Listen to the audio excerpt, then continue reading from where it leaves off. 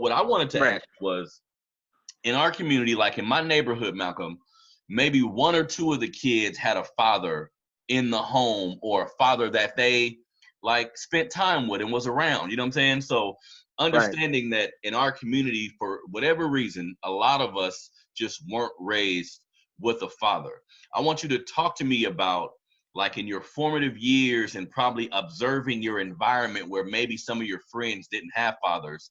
How important was your father's influence, his, how available he was to you? How important was all that when you were growing up? So, um, so first off, my parents have been separated since I was like two. Hmm. I maybe have one or two memories of them actually being in the same home together. But I say that to say that my father did an amazing job in staying in my life literally every step of the way. Mm. You know what I'm saying? I grew up in the Bronx, and when he moved, he just moved to 10 minutes away in the Bronx as well.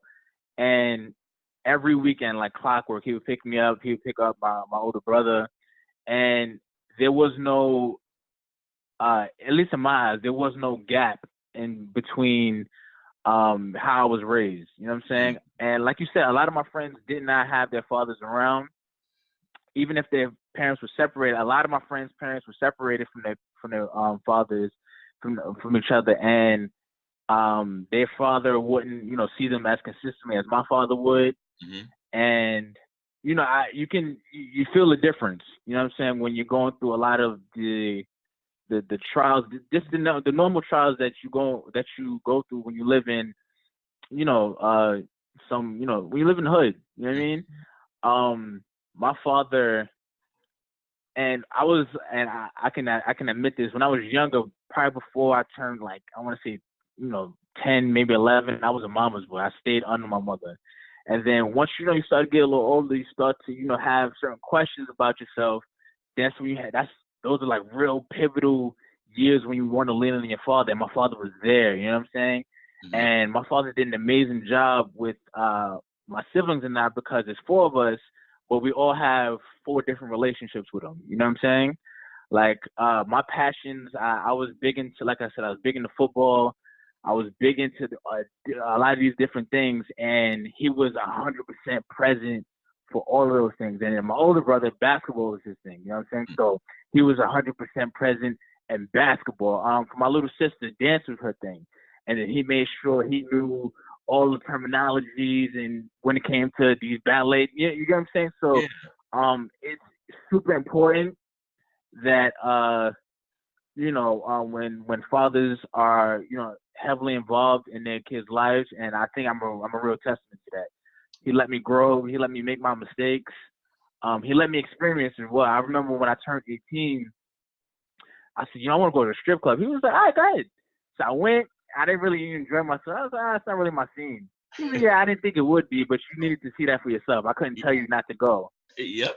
You know what I'm saying? Definitely, definitely. So, And it's important you mention that, because sometimes, it's one thing to have a mother and the father in the home and the kid there. Of course, that's the ideal way that we all want to raise our kids, right? But I think it's important that when the relationship with the woman does not work out for whatever reason, it's really important that you find a way to create like a consistent present in your kid's life. And I think that's really important what your pops did for you, bro, because I know a lot of situations where it was a guy I may know, and he's in a relationship with a woman and they're living together and everything's good. Then they have a baby and they're in the house together and everything's good. And for whatever reason, the relationship don't work out with the woman. And somehow, whether willingly or unwillingly, he allows the relationship with the kid to falter because he's not with the woman anymore.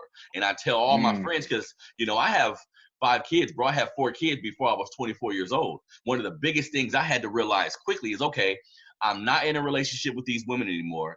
How do I create a consistent presence in my kid's life? Because they're not gonna you know, all the things I'm going through personally, kids don't really care about that. You need to find a way. And right.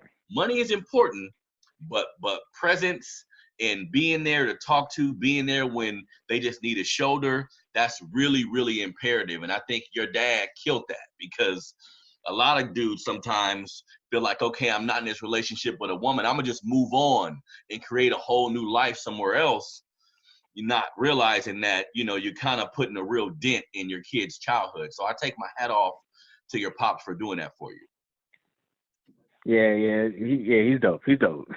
Definitely. Now, so the book, which I think has a very interesting concept. So, Urban Excellence, Unveiling Extraordinary Stories by Everyday People. So it deals with, it sounds like, treating people in our community as a gift opposed to a curse. Elaborate on that book just a second for me, Malcolm.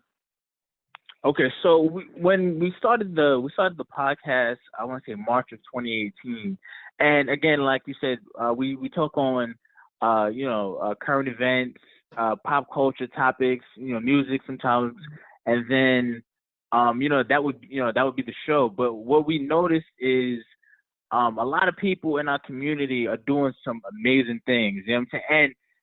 And we didn't want to diminish their success by the just by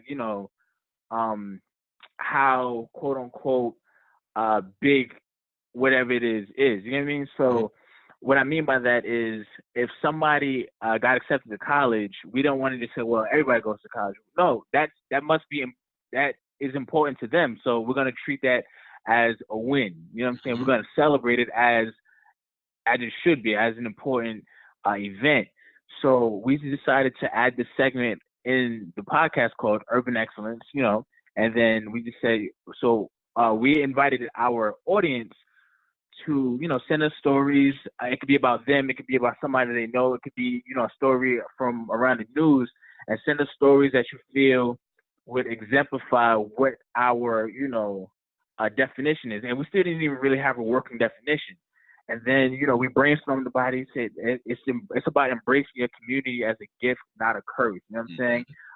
A lot of people who are, from, our communities, they like to get down on themselves because of, just living situations and what they go through, what a lot of people go through. And instead of seeing those things as curses, we wanted to show you that it's a gift, because those experiences make you stronger, and whatever it is that you're doing, to excel your life in whatever way, it's a win. You know what I'm saying? If you're a 8-year-old kid and you just got an A, your math, you got an A in your report card for math, and you really work to get that A, that's a win. That's urban excellence. You know what I'm saying? If you're a 3-year-old and your 3-year-old daughter starting a lemonade stand, she's innovating, she's planting seeds of entrepreneurship and innovation. That's a win. That's urban excellence. You know what I'm saying? And we wanted to know about all of those stories, and we wanted to celebrate those stories. And a lot of times, like I said, we talk about these, celebrities and things like that. And I personally have a problem when the only image of quote unquote Black excellence is, flashy cars, these big parties that the normal person couldn't really afford to go to. And we said, like, there's more to excellence than just, throwing your money around and showing how much cash you have. It's about really, it's about being a success to you. You know what I'm saying? If you feel successful when you wake up, then that's a win. You know what I'm saying? And that could be anything. You know what I mean? If you're a single mom and you're making it to work and you're going to school and you're doing your thing, that's a win. That's urban excellence. And we wanted to highlight those stories, and that's what this book is about. Definitely. And it's important that you say that, because, and when I interview authors and different people who just got really cool jobs, right? I make it a point, and I want the younger generation to understand that, being a rapper in a athlete is not a bad thing. I mean, if that's your dream, that's your dream. But I got younger kids, bro, and I'm around a lot of younger kids. And unfortunately, nobody aspires to be like a doctor or a lawyer or author or a teacher even. I just interviewed like a Black teacher, a Black guy that's a teacher, and he mentioned how, in his school it's maybe 1 or 2 Black teachers,